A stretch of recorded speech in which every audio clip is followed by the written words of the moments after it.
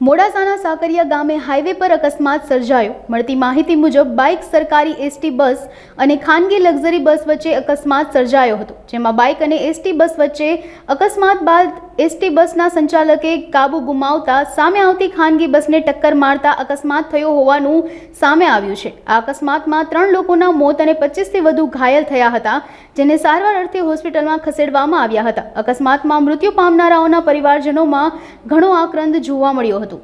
આજ રોજ મોડાસાથી માલપુરવાડા હાઈવે ઉપર સાકરિયા ગામના પાટિયા નજીક એક એસટી બસ ચાલકે એક બાઇક ચાલકને અડફેટે લઈને રોંગ સાઈડમાં ડિવાઈડર કૂદીને ફૂલ સ્પીડમાં આવી જતા સામેથી આવતી લક્ઝરી કારને સાથે એનો અકસ્માત થયેલો, જેમાં લક્ઝરી તથા બસમાં બેઠેલા પેસેન્જરોને ઇજાઓ થયેલી, જેમાં હાલ મળી રહેલી જાણકારી મુજબ 3 જણાનું મૃત્યુ નિપજેલ છે, તેમજ બીજા અન્ય પેસેન્જરોને સારવાર માટે ખસેડેલ છે।